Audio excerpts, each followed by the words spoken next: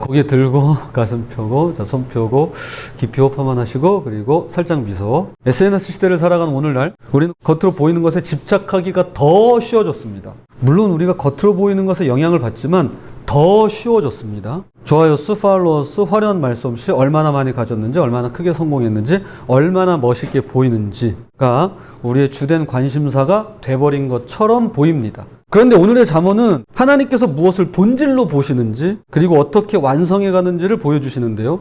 두 가지로 함께 살펴보도록 하겠습니다. 첫 번째, 본질이 비본질을 인도합니다. 하나님께서는 먼저 본질을 보시고 그 본질이 비본질을 인도하게 하시는데요. 오늘 잠언은 네 가지 영역에서 말씀합니다. 이 네 가지를 좀 살펴보겠습니다. 첫 번째 본질은 화목입니다. 화목. 잠언 17장 1절입니다. 마른 떡 한 조각만 있고도 화목하는 것이 제육이 집에 가득하고도 다투는 것보다 나으니라. 최고급 한우를 마음껏 먹어도 그곳에 다툼이 있다면 말라 비틀어진 떡 한 조각밖에 없어도 화목한 것이 낫다라는 것입니다. 여러분, 이거 정말 중요한 겁니다. 최근 연애, 결혼, 이혼도 사업 아이템이라 예능에서 수십 개 프로그램이 돌아가고 있습니다. 이게 한두 개가 아니에요. 그래서 이 점에 있어서 분명한 기준을 가지고 있어야만 합니다. 특별히 우리 앞으로 연애하고 결혼하고 뭐 이혼까지는 가면 안 되겠지만 요거 확실하게 여러분 기준을 가지고 가셔야 돼요. 정말 최고급 한우를 마음껏 먹을 수만 있다면 다투면서 사는 게 나을지 아니면 말라 비틀어진 떡 한 조각뿐이지만 화목한 게 나을지를 스스로에게 정직하게 물어봐야 합니다. 내가 정말로 원하는 게 뭔가 스스로 물어봐야 돼요. 제가 이야기한다고 해결될 문제가 아니에요. 이거는 부모가 아무리 바래도 이건 될 문제가 아니에요. 내가 스스로 물어봐야 돼요. 정말 내가 뭘 원하는지. 그런데 우리의 호불호와는 상관없이 성경은 분명한 기준을 제시합니다. 바로 가정의 본질은 화목이라고 말이죠. 자녀 간에, 부부 간의 본질은 화목이라고 말이죠. 물론 그렇지 못한 가정도 있습니다만 많은 가정들이 풍요롭습니다. 맞벌이로 소득이 괜찮고 자녀들을 위한 학원비 지출이 상당하며 얼마 전까지만 해도 명절에나 먹을 수 있었던 음식들을 평소에 먹게 되었습니다. 아마 오늘 같이 예배드리시는 분들의 가정들은 다 여기에 속할 겁니다. 세 개 다 속하진 않을지언정 하나 정도는 포함될 겁니다. 그런데 대화가 없는 가정들을 많이 봅니다. 식탁에 함께 모이기도 쉽지 않지만 이거 쉽지 않습니다. 세 끼 중에 한 끼를 같이 먹는다? 이것도 어렵습니다. 자, 이것도 쉽지 않지만 모인다 해도 각자 핸드폰 하기 바쁩니다. 제가 다른 가정들을 좀 이해해 보려고 보았던 TV 프로그램이 잠깐 있습니다. 아시죠? 이혼 숙녀. 그런데 지금은 더 이상 보질 않습니다. 왜냐하면 언젠가부터 저도 모르게 그걸 보면서 제가 힐난을 하고 있더라고요. 제가 전염이 되는 거더라고요, 보니까. 제가 막 이렇게 막 끌어오르더라고요. 그래서 딱 중단했습니다. 딱 끊었어요. 그래서 제가 금쪽이도 안 보잖아요. 그래서 반대로 어떤 가정은 소박한데요. 외식은 거의 못하고 집에서 늘 먹던 음식을 먹습니다. 그런데 식탁에 웃음이 넘쳐나고 농담이 오가며 서로 이야기를 나누면서 오늘 수고 많았어, 고맙구나 라는 따뜻한 말들이 오갑니다. 본질은 양이 아니라 질이고요. 규모가 아니라 관계인데요. 가정의 본질인 화목이 바로 서 있으면 비본질인 것들은 자연스럽게 따라오는 것입니다. 저는 지지난주 요 몇 주간에 저희 가족들하고 특별한 시간을 보내면서 이 가정의 본질인 화목을 절감할 수 있었습니다. 제가 그걸 모두 다 나눌 수는 없지만 그래서 개인적으로 저희 가족들에게 너무 고마운 마음이 있습니다. 자, 두 번째 본질은 마음입니다. 3절입니다. 도가니는 은을, 풀무는 금을 연단하거니와 여호와는 마음을 연단하시느니라. 고대 금 세공업자들, 금 세공인들은 금을 재련할 때 도가니에 넣고 불로 가열했습니다. 계속 가열하면 금이 녹아서 액체가 되고요. 불순물이 위로 떠오르면 그걸 걷어냅니다. 그런 방식으로 순도를 높이는 겁니다. 그럼 이걸 언제까지 반복하냐면 자신의 얼굴이 그 액체 금 표면에 비칠 때까지 했다라고 합니다. 즉 금이 완전히 순수해지면 마치 거울처럼 금 세공업자의 얼굴이 비친다는 거죠. 하나님께서도 그렇게 하시겠다는 겁니다. 우리를 연단하실 때 고난의 불로 가열하십니다. 그러면 우리 안에 있던 불순물이 드러나게 되고 숨겨져 있던 교만, 시기, 탐욕, 이기심 등이 수면 위로 떠오르는 것이죠. 이것은 마치 우리가 마시는 차를 우려낼 때 뜨거운 물에 담그면 차의 성분이 우러나오듯이 고난 가운데 있을 때 우리 안에 있던 것이 우러나오는 방식과 같은 이치입니다. 고난이 죄를 만드는 게 아닙니다. 고난은 이미 우리 안에 있던 죄를 드러낼 뿐입니다. 그러나 하나님의 목적은 우리를 괴롭히고자 함이 아니라 불순물을 제거해서 정결케 하시고자 하는 것이죠. 골로새서 3장 10절입니다. 여러분의 삶 속에 새로운 삶이 시작되었습니다. 여러분은 새 생활 가운데 더욱더 새로워져 가고 있습니다. 이것은 여러분을 창조하신 그분의 모습을 닮아가는 것입니다. 이 삶 속에서 하나님을 아는 참된 지식이 점점 더 자라날 것입니다. 고난은 우리를 하나님께로 이끌어 그분을 더 깊이 알게 하고요. 그분의 형상을 더 선명하게 드러내 보이는 것입니다. 물론 그 과정은 너무 힘들죠. 그럼에도 불구하고 이런 일들을 이뤄내는 것입니다. 세상은 겉모습을 보지만 하나님은 마음을 보십니다. 그리고 그 마음을 연단하셔서 그분의 형상으로 빚어가시는데요. 그리고 드러내 보이시는데요. 이것이 본질입니다. 자, 세 번째 본질은 존엄성입니다. 잠언 17장 5절입니다. 가난한 자를 조롱하는 자는 그를 지으신 주를 멸시하는 자요, 사람의 재앙을 기뻐하는 자는 형벌을 면하지 못할 자니라. 우리는 종종 가난한 건 너가 게을러서야 라던가, 또한 어떤 참사를 향해서는 재앙을 당한 건 그럴만해서야 라는 식의 말을 듣거나 또는 하곤 합니다. 이것이 오늘 본문이 경고하는 바예요. 가난한 자를 조롱하는 것, 재앙을 기뻐하는 것, 이것은 창조주를 멸시하는 일이며 이건 멸시하는 겁니다. 형벌을 면치 못한다라고 말씀합니다. 사람의 가치는 형편이 아닌 형상에 있는데요. 우리 형편이 아니라 하나님의 형상에 있는데요. 부자든 빈자든 성공한 사람이든 실패한 사람이든 재앙을 당했든 당하지 않았든 모두 하나님의 형상으로 지음받은 존귀한 자들이기 때문입니다. 독일어에 샤덴프로이데라는 말이 있습니다. 문자적으로 해로운 기쁨이고요. 이거를 조금 의역해서 풀이하면 이런 거예요. 사악한 즐거움. 즉 타인에게 불행이 닥쳤을 때 즐거워하는 심술궂은 마음입니다. 가령 경쟁팀의 선수가 부상당했을 때 잘 됐다는 마음이 드는 것, 싫어하는 사람이 곤경에 처했을 때 고소하다는 생각이 드는 것이 바로 이 샤덴프로이데입니다. 아유, 내가 저럴 줄 알았어. 쌤통이네! 요거요. 요거. 물론 가까운 사이에도 겉으로는 티를 내지 않지만 속으로는 친구의 불행을 기뻐할 수 있을 겁니다. 그래서 철학자 쇼펜하우어는 인간이 지닌 가장 악한 감정을 이 샤덴프로이데라고 봤습니다. 그런데 오늘 잠언은 남의 불행을 기뻐하는 마음을 단순히 악한 감정이 아니라, 악한 감정이 맞죠? 근데 그 정도 수준이 아니라 우리가 버려야 할 죄라고 봅니다. 이거는 가지고 있어야 될 게 아니라 버려야 된다는 죄라는 거예요. 대신에 함께 울고 함께 아파하고 함께 짐을 지라고 말씀합니다. 본질은 하나님의 형상으로 빚어진 사람의 존엄성을 보라는 겁니다. 그가 당한 형편이 아니라 하나님의 형상을 바라보라는 겁니다. 그게 바로 존엄성이에요. 이 존엄성이 바로 서 있으면 가난한 자를 조롱하지도 재앙당한 자를 기뻐하지도 않을 것입니다. 그래서 그리스도인이 아닌 경우에 사람을 무시하고 깔보는 건 저로서는 어느 정도 이해가 됩니다. 왜냐하면 하나님을 모르니까요. 하나님의 형상 같은 건 개의치 않으니까요. 저는 그건 이해가 됩니다. 하나님을 모르는 사람들이 사람을 깔보는 건 이해할 수 있어요. 그러나 그분의 형상으로 지음받았다고 믿는 그리스도인이 타인에 대한 예의도 상대에 대한 존엄성도 없다면 둘 중 하나일 겁니다. 하나는 믿음이 없던가, 또 하나는 스스로 믿는다고 속고 있던가. 존엄성을 가지고 서로를 대하는 우리가 되었으면 좋겠습니다. 네 번째 본질은 정직입니다. 7절입니다. 지나친 말을 하는 것도 미련한 자에게 합당하지 아니하거든 하물며 거짓말을 하는 것이 존귀한 자에게 합당하겠느냐. 7절의 지나친 말은 히브리어로 유창한 말을 뜻합니다. 그래서 영어 성경에는 excellent speech, 탁월하게 말하는 거, eloquent lips, 유창하게 말하는 입술, 그런 식으로 번역되어 있습니다. 그런데 이것이 미련한 자에게는 어울리지 않는다는 거예요. 성경에 나오는 대표적인 예가 민수기 22장의 선지자 발람입니다. 그는 하나님의 말씀을 유창하게 전했습니다. 그의 예언들은 아름답고 웅장했습니다. 그러나 그의 마음은 탐욕으로 가득했는데요. 결국 민수기 31장에 이르면 돈을 위해서 이스라엘을 우상 숭배로 이끌어갑니다. 말은 유창하게 했지만 지혜롭지 못했던 것이죠. 저도 이럴 수 있어요. 제가 말을 유창하게 하는지 모르겠지만 저도 지혜롭지 못할 수 있습니다. 모든 목회자들이 바로 이 유혹에 넘어갈 수 있죠. 그런데 이보다 더 심각한 것은 존귀한 자가 거짓말하는 것입니다. 권력자, 영향력이 지대한 사람이 거짓말을 하면 그 파급력이 엄청나기 때문인데요. 현재 대한민국 사회가 당면한 과제이자 동시에 물이 위에서부터 아래로 흐르기 때문에 저와 여러분이 마주하고 있는 심각한 유혹이기도 합니다. 정직한 거 다 소용없어. 그냥 거짓말하고 모른다고 하면 돼. 모르쇠로 일관하면 돼. 요거요. 대단한 유혹이기도 하죠. 그래서 상대방에게는 진실해야 되고요. 나 자신에게는 정직해야 됩니다. 그러므로 본질은 말의 유창함이나 미사여구에 있지 않고요. 진실과 정직입니다. 상대방에게 진실하고 나에게 정직해야 됩니다. 나에게 정직해야 돼요. 그러면 남에게 진실할 수 있을 겁니다. 이 본질이 바로 서 있으면 우리는 과도한 말로 사람을 현혹하지 않을 것이며 스스로의 존귀함 또한 잃지 않을 수 있을 것입니다.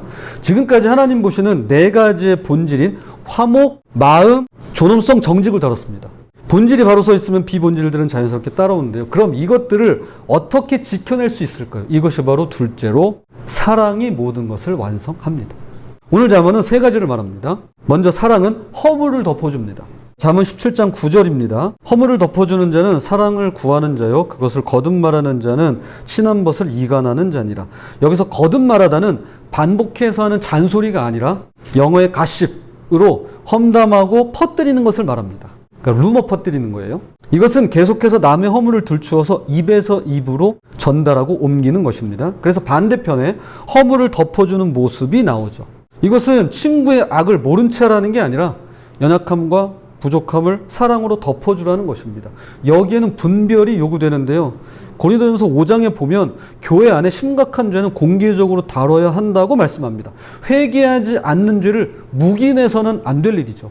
그러나 일상의 연약함, 사소한 실수, 부족함은 사랑으로 덮어주라는 것입니다.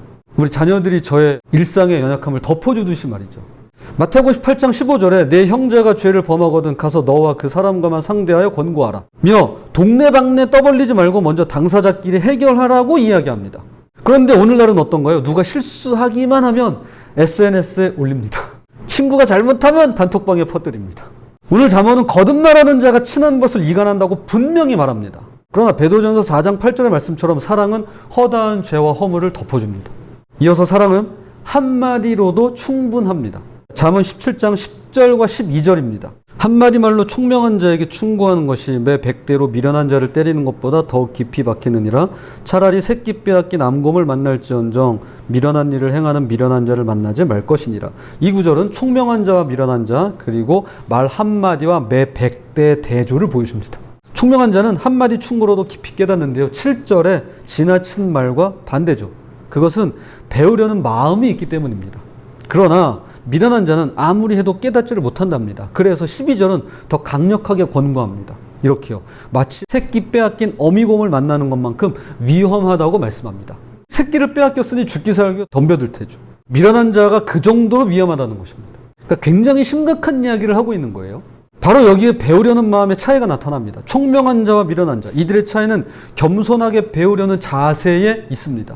하나님 앞에서 살아가는 자는 겸손합니다. 내가 모를 수 있어, 내가 틀릴 수 있어. 그래서 한마디 충고해도 귀를 기울일 줄 아는데요. 사랑은 바로 그 한마디를 건네는 것입니다. 물론 여러 말이 필요한 경우도 있습니다만 한마디 말로도 충분한 경우가 있더라고요. 사랑의 한마디가 사람을 세우고 상처를 치유하고 길을 찾게 도와줄 수 있는 것입니다. 끝으로 사랑은 악순환을 끊어냅니다. 잠언 17장 4절입니다. 악을 행하는 자는 사악한 입술이 하는 말을 잘 듣고 거짓말을 하는 자는 악한 혀가 하는 말에 귀를 기울이느니라. 이게 이제 영어 성경에 이런 식으로 표현되어 있어요. 악한 자는 거짓말을 들어요. 거짓말하는 자는 파괴적인 혀의 말을 듣습니다. 그러니까 서로 강화시키는 악순환이 일어난다는 표현입니다. 그런데 여기서 주목할 것은 듣는다는 행위입니다. 말한다는 건 이미 언급을 했고요. 듣는다는 것에 대해서 이야기해요. 허물을 들춰서 거듭 말하고 험담을 퍼뜨리는 것은 물론이고 악한 말을 즐겨 듣는 것도 문제라는 겁니다. 내가 말한 게 아니라 그냥 들었을 뿐이야 라는 것도 변명이 될 수 없습니다. 가십과 스캔들을 즐기며 듣는 것, 자기 선입견에 맞는 말을 덥석 믿는 것 자체가 문제라는 것입니다. 확증 편향으로 흐르기가 쉽겠죠. 그래서 잠언 18장 8절은 이렇게 말씀합니다. 남의 말 하기를 좋아하는 자의 말은 별식과 같아서 뱃속 깊은 데로 내려가느니라. 험담은 달콤하고 야식 같아요. 그래서 계속 듣고 싶어집니다. 야식이 그렇더라고요. 없어서 못 먹지 있으면 잘 먹어요. 그러나 뱃속 깊은 곳까지 들어가 우리를 병들게 하는데요. 악순환의 반복입니다. 듣고 믿고 전달하고 또 다시 듣고 믿고 전달하고 하면서 관계를 무너뜨리고 공동체를 파괴시키는 것입니다. 그러나 사랑은 이 악순환을 끊어냅니다. 그런 거라면 안 들어도 돼? 내가 들을 필요 없어? 라며 선을 긋습니다. 이게 사랑입니다. 잠언 20장 19절입니다. 두루 다니며 한담하는 자는 남의 비밀을 누설하나니 입술을 벌린 자를 사귀지 말지니라. 아예 그런 사람을 멀리하라고 잠언은 조언합니다. 사랑은 악순환을 끊고 험담의 사슬과 가십의 고리를 끊어내는 것입니다. 자, 이제 말씀의 결론을 맺겠습니다. 17세기에 30년 전쟁이라는 게 있었어요. 30년 동안 있었기 때문에 30년 전쟁인데요. 이 전쟁은 종교적인 이유로 시작해서 정치적인 싸움으로 번진 유럽 역사상 가장 참혹한 전쟁 중 하나로 알려져 있습니다. 당시 독일 인구의 약 3분의 1이 사망한 30년 전쟁을 한 문장으로 요약하면 이렇게 표현할 수 있을 겁니다. 그리스도인이 그리스도인들을 죽이다 라고 말이죠. 어제까지 이웃이었던 사람들은 단지 교회에 다니는 방식이 다르다는 이유로 서로의 집에 불을 질렀고요. 창을 겨누었습니다. 교리가 다르면 죽여도 된다라고 믿었습니다. 심지어 성찬식에서 성찬빵을 자르느냐 마냐 가지고 사람을 죽였습니다. 성직자가 가운을 입느냐 마냐의 문제로 칼을 들었습니다. 제가 가운을 입어야 될까요? 말아야 될까요? 이것 가지고 사람을 죽였어요. 하긴 뭐 이런 분도 계세요. 이거 이렇게 풀렀다고 욕하시는 분도 계시긴 하더라고요. 예배 시간에 이거 풀렀다고. 제가 아니라 이제 그런 일이 있었다고 이야기해 주셨어요. 자, 그 피비린내 나는 전쟁터 한가운데서 루페르투스 멜데니우스라는 신학자가 교회의 평화를 위한 호소라는 책에 뼈있는 한 문장을 남겼습니다. 이런 거예요. 본질에 있어서는 일치를, 비본질에 있어서는 다양성을, 그리고 모든 것에 있어서는 사랑을. 한 번 더요. 본질에 있어서는 일치를, 비본질에 있어서는 다양성을, 그리고 모든 것에 있어서는 사랑을. 되게 좋은 말이죠. 되게 유명한 말입니다. 이것은 본질과 비본질을 구분하자는 것이었습니다. 예수 그리스도를 믿는 구원과 같은 본질에는 하나가 되되 예식이나 형식 같은 비본질에는 서로 다름을 인정하고 자유를 주며 무엇보다 이 모든 과정을 사랑으로 하자는 외침이었습니다. 이것이 오늘 우리가 잠언을 통해 살펴본 내용입니다. 화목, 마음, 존엄성, 정직 같은 본질에 있어서는 일치가 필요해요. 이거는 나뉠 이유가 없어요. 정직해야 됩니다. 거짓말 해도 돼? 아니요. 화목 같은 거 필요 없어. 소고기 먹고 살지 뭐. 아니요. 정직해져야 돼요. 스스로에게. 그러고 싶은 사람도 있을 수 있겠지만 정직해질 필요가 있어요. 그게 얼마나 큰 손해인가.